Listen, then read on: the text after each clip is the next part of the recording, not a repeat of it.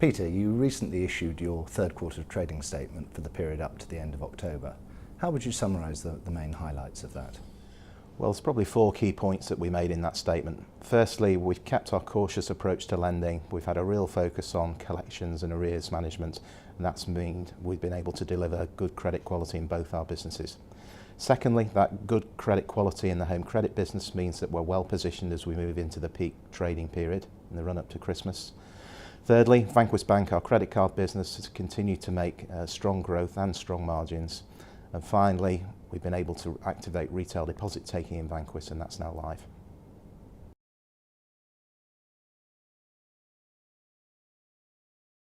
You say that your home credit business is continuing to trade well and that credit quality remains good. Given all the economic uncertainty, how have you managed to achieve this? Well, I agree, the home credit business certainly hasn't been done any favours by economic conditions. But really we've achieved the results through that cautious approach to lending. But in particular, we've done two more things in the last year or so. Firstly, we've tightened underwriting on new customers. So there's now a greater proportion of the credit going to existing good quality customers where we've got a bit more capacity to serve them as there's slightly fewer new customers coming into the business, and that's quite deliberate on our part. Secondly, we've also made some changes in the field to the way we're managing arrears and collections on early stage arrears customers, and those are benefiting our impairment performance. There's clearly a very significant squeeze on household incomes going on at the moment, and yet you say this hasn't affected your customers' ability to repay their loans. So how does that work? Well, the first point to make is that our customers' incomes have risen year on year. There's about 3% more money coming into the households that we lend to than there was a year ago. But clearly inflation has been an issue for most of our customers. Food prices have been rising now for a few years, along with fuel and energy bills. So it's fair to say our customers are seeing some pressure on their disposable incomes, although none of that's new or unexpected, to be honest. The other thing is our customers are used to managing on a tight budget. What tends to happen is it tempers the demand for credit and makes customers and agents a little bit more cautious than they would be in better times. But all our experience of operating in this market for a long time says inflation is much more a dampener on growth than it is a driver of impairments in the business. Your experience sounds quite different from many other lenders at the current time. Why is that? Well, that's because we are different, and the key point is our loan book has a much shorter duration than most other lenders, typically less than a year. That means that we can adapt our lending policy to factor in things that we can foresee, such as inflation, into our lending decisions. What tends to cause impairments is actually unexpected events, such as redundancy or significant reductions in working hours.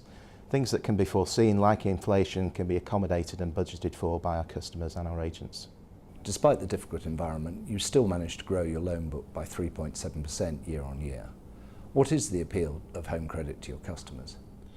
We've got about 1.8 million home credit customers. I'm very proud of the fact that we've got just about the highest customer satisfaction levels in the UK of any financial institution. In fact, our last customer survey said 91% of customers were satisfied with the service they received from us. They like the personal approach from the agent. They also like the weekly discipline that the agent's visit provides. The other thing is our products are very transparent, they're very simple, and in particular there are no hidden fees or charges, so customers always know where they are with us. The amount they owe on a home credit loan can never go up, and they like that comfort. As well as your customers, you refer to the fact that your agents are also showing a degree of caution at the current time.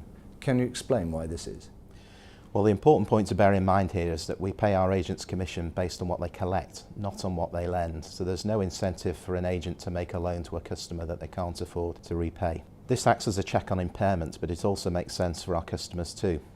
Now, although our credit policy is set centrally, each of our loans is underwritten face-to-face in the customer's home by one of our agents. Now, they've been doing the job typically for 7 or 8 years, so they know and understand their customers' circumstances really well. Agents typically live in the communities where the customers are, so that means they have really good local knowledge, for example, about what's going on in the local employment market. We can almost run our lending decisions in real time in the home credit business, and that means we can operate in a way that most of the lending businesses can't. So how do you see the near-term outlook for home credit, and particularly the seasonally important Christmas period? Well, we are about to enter the peak trading period, and the good news is that the home credit loan book is in very good shape. Now, we do expect customers and agents to remain cautious for the foreseeable future, so it's likely that the rate of growth we've seen so far this year will probably moderate a little bit.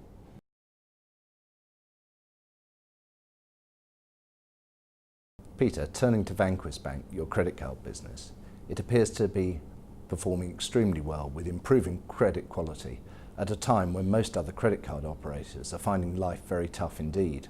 What are you doing differently?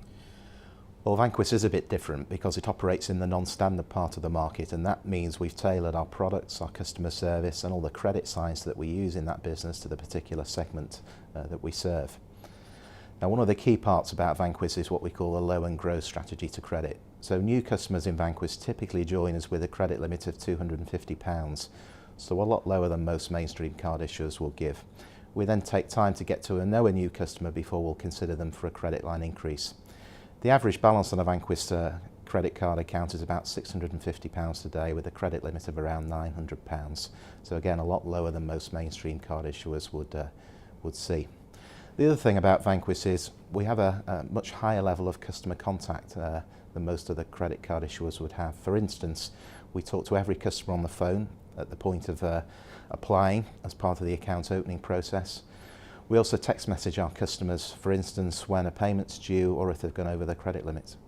And who would be a typical Vanquis customer? A typical Vanquis customer will be in regular employment, probably earning up to £30,000 per annum. They'll have a bank account, but probably only limited access to credit. And they're much more likely to be in rented accommodation than to be a homeowner. Now, obviously, we do operate in the non-standard part of the market. So the other thing you'll see is a Vanquis customer who may well have had a problem with credit in the past, or it may just be they've got what we call a thin credit history, and that could be because they've moved house frequently or they've had very little experience of using credit before. Now, what Vanquis offers is the chance for those customers to build or repair their credit rating. So Vanquis is operating in a growth market then? Well, yes, it is. There's probably well over 10 million adults in the UK who can't access credit from mainstream lenders or high street banks.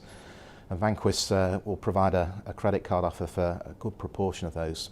At the end of September, in fact, we had 659,000 customers on the books. And that's a 31.5% increase on last year. Now, Vanquis is the most active participant in the non-standard part of the market, so we are seeing very strong demand for our products. Having said that, we're only accepting about 1 in 5 of the applications that we're seeing, so we're very carefully managing the growth in this business. So Vanquis is a growth business, but those rates of growth are very carefully controlled.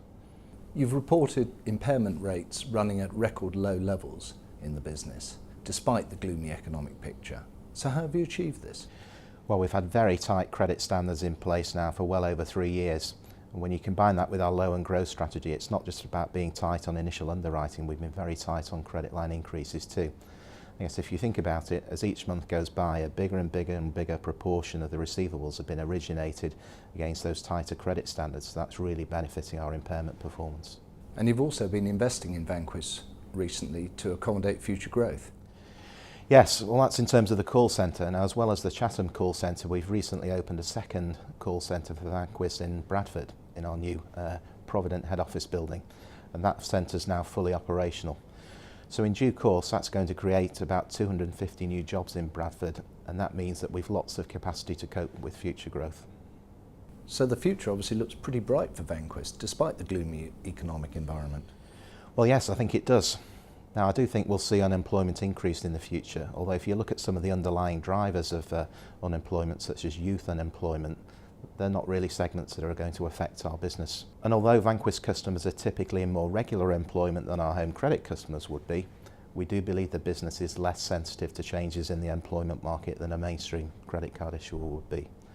And that's because of our tight underwriting, our policy of only serving customers with limited indebtedness, and the low and grow approach to credit.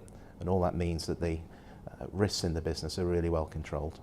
Vanquis has recently launched a range of retail deposits for the first time. What's the strategy behind that? Well, Vanquis has always had a banking licence since it was started up, and it's always been our plan to fund the business with retail deposits when the business got to scale, and we define scale as £300 million of receivables. Now, we passed that milestone during the second half of last year. So following a dialogue with the FSA, I'm really pleased that we've been able to activate deposit taking into Vanquis as a means of funding the business. We started that in July. So the early indications from the launch of the retail deposits programme are pretty positive by the sounds of it. Yes, I'm very pleased with how the launch has gone. We've already raised £50 million in fixed term deposits with a 1 and 2 year duration, that interest rates are between 3.2% and 4%, and that's very much in line with what we expected. Now, we quite deliberately had a slow start, but during 1 week in September, when we dialed the rates up to near the top of the best buy tables, we brought in £30 million, so there shouldn't be any worries around bringing in the amount of money that we need to fund Vanquis. So the plan from here on in is to get to a deposit book of between £100 and £125 million by the end of this year, and then by the end of next year to be funding 80% of the Vanquis receivables, which is the target we agreed with the FSA. So what are the main attractions for Provident Financial of raising retail deposits? Well, firstly, it allows the Provident Financial Group to extend and diversify its funding base. Secondly, it means that the Vanquis business is now self-financing, so no longer needs funding from Provident, the parent. And thirdly, with the interest rates that we're paying, even after adding the overheads and liquidity requirements, it means that the rate of interest on those funds is quite attractive. It's less than 6%.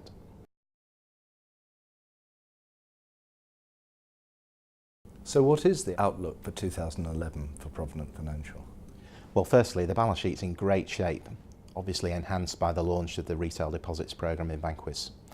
Secondly, credit quality in the home credit business is very sound, and that leaves us well positioned as we go into the peak trading period, notwithstanding the fact that both agents and customers are a little bit more cautious than they were, and we're still trading in line with plan. Thirdly, the quality of the receivables book in Vanquis, the strong margins that we're earning, and the continued investment in the customer base leaves that business positioned to deliver an excellent result for the year. So overall, we anticipate a good result for Provident Financial Group for 2011.